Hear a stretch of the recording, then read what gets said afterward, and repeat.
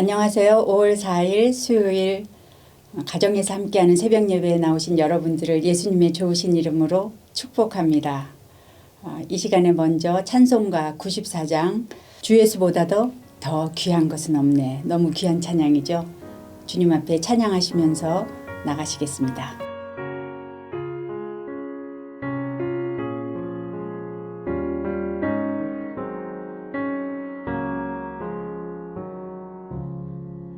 주 예수보다 더 귀한 것은 없네. 이 세상 부귀와 바꿀 수 없네. 영 죽은 내 대신 돌아가신 그 놀라운 사랑 잊지 못해. 세상 즐거움 다 버리고 세상 자랑 나 버렸네. 주 예수보다 더 귀한 것은 없네. 예수밖에는 없네. 주 예수보다 더 귀한 것은 없네. 이 세상 명예와 바꿀 수 없네. 이전에 즐기던 세상 일도 주 사랑하는 마음 뺏지 못해. 세상 즐거움 다 버리고 세상 자랑 다 버렸네. 주 예수보다 더 귀한 것은 없네. 예수밖에는 없네.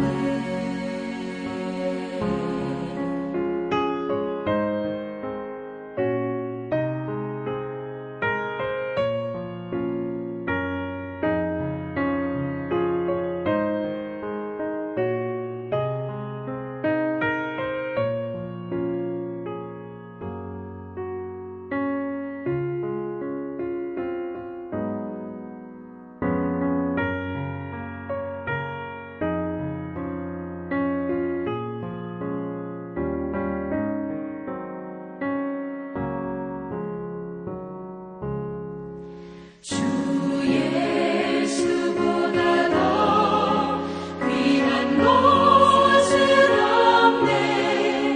이 세상 행복과 바꿀 수 없네. 유혹과 핍박이 몰려와도 주 섬기는 내 맘 변치 않아. 세상 즐거움 다 버리고 세상 자랑 다 버렸네. 주 예수보다 더 귀한 것은 없네. 예수밖에는 없네.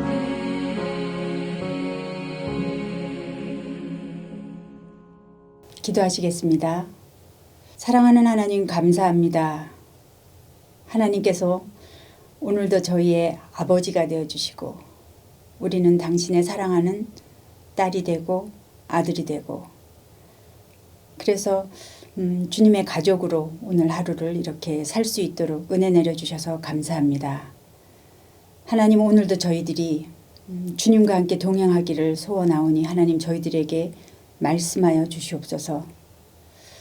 5월은 가정의 달입니다. 저희 가정들을 주님 앞에 올려드리면서 기도합니다. 예수님께서 이 땅에 오셔서 그 지혜가 자라고 키가 자라고 하나님과 사람들에게 사랑스러워지신 것 같이 하나님 저희 가정에 모든 가족들이 몸도 마음도 영혼도 그 관계들도 더욱 아름답게 자라나고 아름답게 성숙하기를 소원합니다. 성령으로 충만하여 주께서 역사하시는 그런 아름다운 가정이 되게 하여 주시옵소서. 하나님, 오늘도 이 부족한 종이 말씀을 들고 섰습니다. 사람의 말을 하지 않게 하시고 성령의 인도하심을 따라서 말씀을 전하게 하시고 들으시는 모든 분들도 성령으로 충만하여 하나님의 말씀으로 받을 수 있도록 도와주시기를 간절히 소원하며 예수님 이름으로 기도드립니다. 아멘. 오늘 하나님께서 저희들에게 주신 말씀은 고린도전서 1장 26절에서 31절까지 말씀입니다. 제가 받들어서 읽겠습니다. 형제들아, 너희를 부르심을 보라. 육체를 따라 지혜로운 자가 많지 아니하며 능한 자가 많지 아니하며 문벌 좋은 자가 많지 아니하도다. 그러나 하나님께서 세상에 미련한 것들을 택하사 지혜 있는 자들을 부끄럽게 하려 하시고 세상에 약한 것들을 택하사 강한 것들을 부끄럽게 하려 하시며 하나님께서 세상에 천한 것들과 멸시받는 것들과 없는 것들을 택하사 있는 것들을 폐하려 하시나니 이는 아무 육체도 하나님 앞에서 자랑하지 못하게 하려 하심이라. 너희는 하나님으로부터 나서 그리스도 예수 안에 있고 예수는 하나님으로부터 나와서 우리에게 지혜와 의로움과 거룩함과 구원함이 되셨으니 기록된 바 자랑하는 자는 주 안에서 자랑하라 함과 같게 하려 함이라. 아멘. 아름다운 5월입니다. 이때 고린도전서를 함께 묵상하게 되어서 하나님께 감사드립니다. 사도 바울은 3번의 전도여행을 떠났죠. 바울은 2번째 전도여행 중에 고린도 도시에서 1년 반 정도를 머물면서 복음을 전하고 그리고 교회를 세웠습니다. 바울은 다시 3번째 전도여행 중에 에베소에 머물 때 고린도 교회 그 소식을 듣게 됩니다. 그런데 자신이 떠난 후에 교회가 여러 분파로 나누어져서 서로 분쟁하고 있다는 소식을 듣게 됩니다. 마음이 어려워진 바울은 그리스도가 어찌 나뉘어졌느냐, 같은 마음과 같은 뜻으로 온전히 합하라 라고 책망하고 권면하면서 이 서신을 시작합니다. 고린도전서는 바울이 그 믿음의 공동체 안에서 일어나고 있는 문제들, 또 삶의 현장에서 부딪히는 문제들을 십자가의 복음으로 해결하기 위해서 썼습니다. 일상의 삶에서 복음의 원리들을 발견할 수 있는 것이죠. 그러므로 고린도전서는 바울 당시와 비슷하게 다양하고 복잡한 환경 가운데 살아가는 현대 그리스도인들에게 구체적인 도움을 줄 수 있는 그런 책이라고 하겠습니다. 오늘 본문은 1장 26절에서 31절인데요. 18절에서 31절은 한 덩어리입니다. 18절에서 25절 앞부분을 원리라고 한다면 26절에서 31절은 그 원리에 대한 적용 부분입니다. 앞부분에서 바울은 이렇게 말합니다. 십자가의 도가 멸망하는 자들에게는 미련한 것이요 구원을 받는 우리에게는 하나님의 지혜와 능력이다. 어제 묵상하신 본문이지요. 왜 십자가가 하나님의 지혜와 능력이 된다고 했나요? 예수님 시대의 십자가는 치욕과 수치였습니다. 당시 가장 흉악한 죄인이 매달렸던 그런 사형 도구가 십자가지요. 그래서 십자가는 표적을 구하는 유대인에게는 거리끼는 것이고 지혜를 찾는 헬라인에게는 어리석고 미련한 것입니다. 그런데 그 죽음의 나무에 하나님의 아들 예수께서 달리심으로써 십자가는 구원의 상징이 되었습니다. 그 누구도 해결하지 못했던 죄의 문제를 예수께서 십자가의 죽으심으로 해결한 것입니다. 그러므로 십자가에도는 이렇게 말할 수 있을 것입니다. 모든 사람이 죄인데요. 자기 힘으로는 구원받을 수 없는 이 세상을 하나님께서 사랑하셔서 독생자 예수 그리스도를 이 땅에 보내시고 십자가에 죽게 하심으로 인류의 죄를 완전히 대속하시고 부활하시고 승천하신 것을 믿는 모든 자는 영원한 생명을 얻게 되는데 어느 누구도 차별이 없다라는 것입니다. 형벌과 죽음으로 상징되었던 십자가를 통해 영원한 생명을 주신 하나님의 구원 사건은 그 누구도 상상조차 하지 못했던 하나님의 지혜이며 능력인 것입니다. 이제 바울은 이 하나님의 지혜와 능력이 고린도 교회의 상황과 성도들의 체험을 통해서 어떻게 실질적으로 나타났는지 오늘 본문을 통해서 그 신뢰를 보여주고 있습니다. 26절을 함께 읽어보시겠습니다. 형제들아 너희를 부르심을 보라. 육체를 따라 지혜로운 자가 많지 아니하며 능한 자가 많지 아니하며 문벌 좋은 자가 많지 아니하도다. 바울은 먼저 고린도 교인들에게 그들이 하나님의 부르심을 받은 자들이라는 사실을 상기시킵니다. 성도는 부르심을 받은 자들입니다. 바울도 하나님의 부르심을 받았죠. 하나님은 성도들을 화평으로 부르셨습니다. 부르심을 받은 자는 하나님과 함께 거할 수 있는 것입니다. 부르심을 받은 자들은 하나님의 비밀을 맡은 자들입니다. 이렇게 하나님과의 관계는 부르심으로 시작이 됩니다. 바울은 먼저 고린도 교인들에게 자신들을 부르셨을 때 그들의 처지가 어떠했는지를 생각해 보라고 상기시킵니다. 당시 고린도 교회는 세상 기준으로 봤을 때 교육 수준이 높은 자가 많지 않았고 사회적으로 영향력 있는 사람도 많지 않았고 가문이 좋은 상류계층에서 태어난 사람도 많지 않았습니다. 고린도 교회의 구성원은 매우 가난한 사람들로부터 꽤 부자들까지 무척 다양했지만 사회에 소외되고 어려운 계층의 성도들이 높은 비율을 차지하고 있었습니다. 27절과 28절을 함께 읽어보시겠습니다. 그러나 하나님께서 세상에 미련한 것들을 택하사 지혜 있는 자들을 부끄럽게 하려 하시고 세상에 약한 것들을 택하사 강한 것들을 부끄럽게 하려 하시며 하나님께서 세상에 천한 것들과 멸시받는 것들과 없는 것들을 택하사 있는 것들을 폐하려 하시나니. 27절과 28절에는 택하사라는 단어가 반복되어서 나옵니다. 고린도 교회를 이루고 있는 사람들이 그냥 우연히 모인 것이 아니라 하나님께서 당신의 선한 의지를 가지시고 선한 뜻을 가지시고 일부러 택하셨다라는 것입니다. 그들을 부르신 것입니다. 어떤 사람들을 택하고 부르셨나요? 의외지요. 미련하고 약하고 천하고 멸시받고 없는 자들을 택하셨습니다. 그들은 세상의 기준으로 봤을 때 지위도 경제력도 학벌도 없는 사회적 약자들, 주변인이었습니다. 사람들이 그렇게 주목해서 볼 만한 사람들이 아니었다는 것입니다. 오늘날 우리의 교회들은 어떠한가요? 하나님께서 관심 있는 사람들에게 우리도 관심이 있을까요?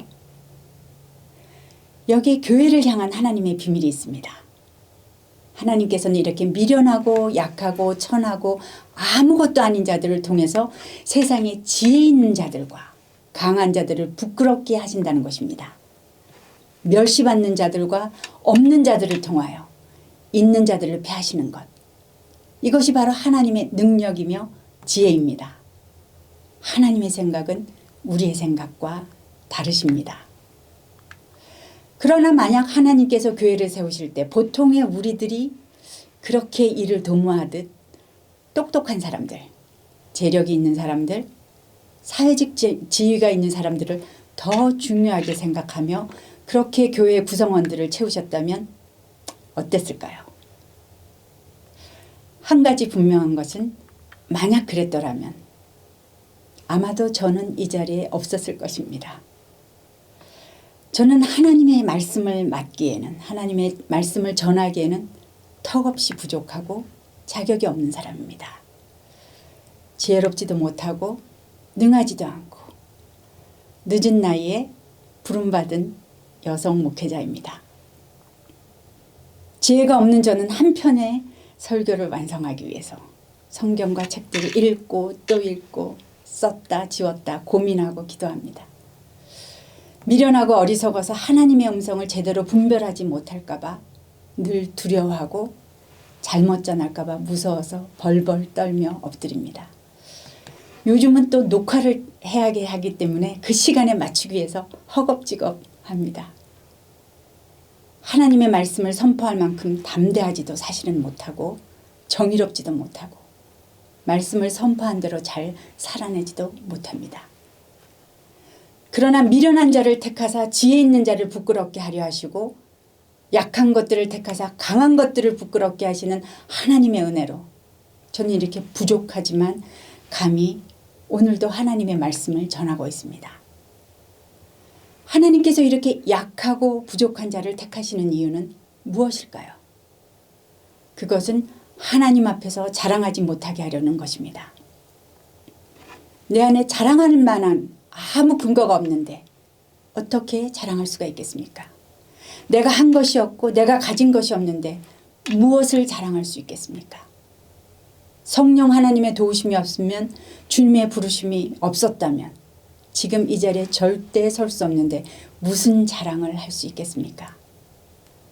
이런 자를 사용하시는 하나님 앞에 다만 놀라운 마음뿐입니다.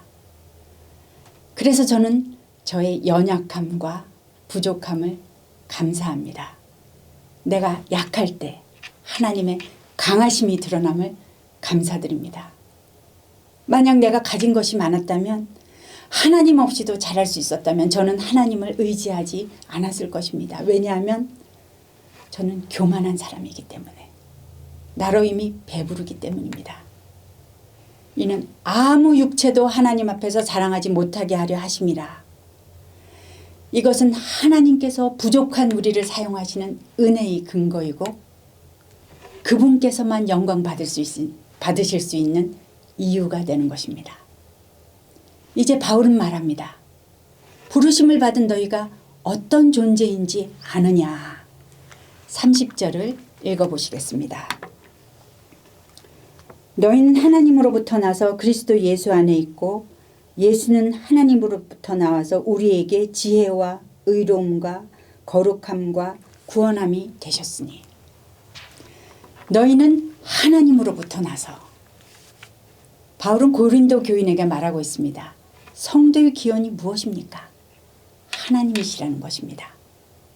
하나님은 모든 무가치한 인간들을 은혜로 받아주시고 높이셔서 하나님의 형상을 닮은 하나님의 자녀라는 새로운 지위를 부여하셨습니다. 이 30절을 표준 세번역은 이렇게 번역하고 있습니다.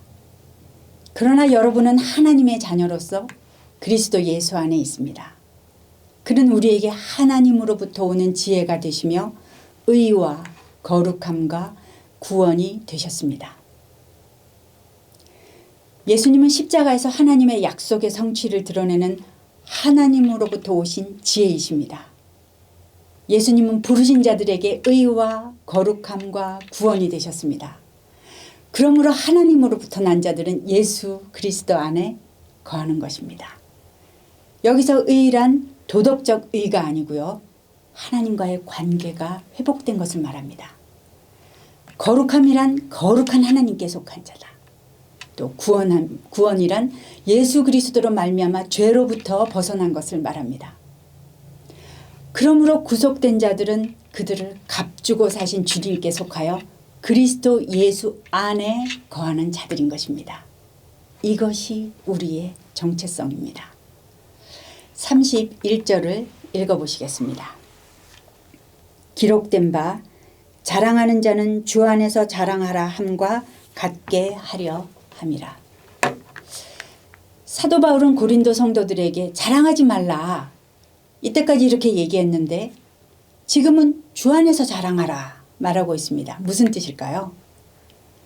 구약성경 예레미야 9장 23절에서 24절이 잘 설명하고 있습니다. 여호와께서 이같이 말씀하시되 지혜로운 자는 그의 지혜를 자랑하지 말라. 용사는 그의 용맹을 자랑하지 말라. 부자는 그의 부함을 자랑하지 말라. 자랑하는 자는 이것으로 자랑할지니 곧 명철하여 나를 아는 것과 나 여호와는 사랑과 정의와 공의를 이 땅에 행하는 자인 줄 깨닫는 것이라. 나는 이 일을 기뻐하노라. 여호와의 말씀이니라. 지혜도 용맹도 부함도 한낱 있다가 사라지는 것입니다. 자기에게서 온 것도 아닙니다. 하나님이 주신 것이죠. 그러므로 자랑의 대상이 될 수 없습니다. 오직 영원하신 주권자는 하나님 한 분밖에 안 계시는 것입니다. 그분을 아는 것이 우리의 참 자랑입니다. 이 하나님의 사랑과 정의와 공의가 가장 극명하게 드러난 곳이 어디입니까?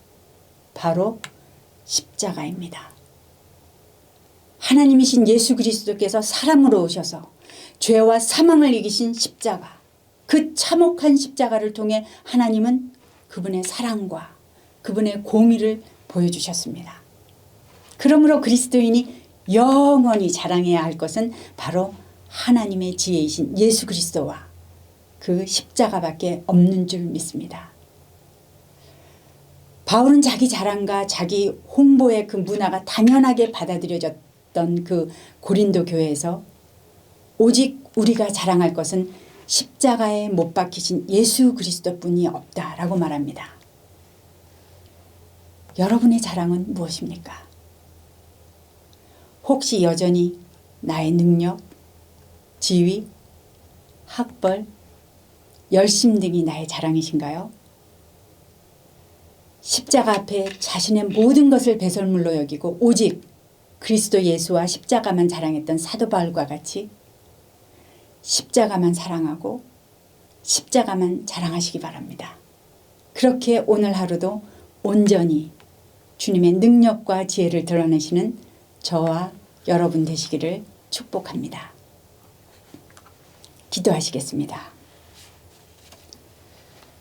하나님, 오늘도 저희에게 말씀하여 주셔서 감사합니다. 하나님, 저희들의 자랑이 되어 주셔서 고맙습니다. 영원하신 예수 그리스도, 우리 하나님 아버지, 그리고 십자가를 저희들이 자랑해야 할 터인데 하나님, 이제까지 허탄한 것들을 자랑해왔던 저희들을 하나님 용서하여 주시옵소서. 이제 우리에게 의와 거룩함과 구원을 주신 하나님의 지혜가 되신 예수 그리스도만 자랑함으로 하나님의 능력과 지혜를 드러내는 저희가 될 수 있도록 주님 인도하여 주시옵소서. 하나님, 오늘도 전쟁 가운데 있는 우크라이나를 주님 앞에 올려드립니다. 전쟁이 속히 끝나게 하시고 이 전쟁으로 인하여 상처를 당한 또 정말 어려움을 당한 그 모든 분들을 주님께서 위로하여 주시고 회복시켜 주시옵소서. 그리고 오늘도 병환 중에 계시는 환우분들을 주님께서 일일이 찾아가 주셔서 만져주시고 위로해 주시고 회복해 주시고 온 세계에 흩어져 계신 모든 선교사님들과 그리고 또 핍박받는 그리스도인들을 주님께서 찾아가 주시고 위로해 주시고 새 힘을 주시옵소서. 그리하실 우리 주님께 모든 영광과 찬양과 감사를 올려드리며 예수님 이름으로 기도드립니다. 아멘. 자신의 기도 제목을 가지고 주님 앞으로 나가시겠습니다.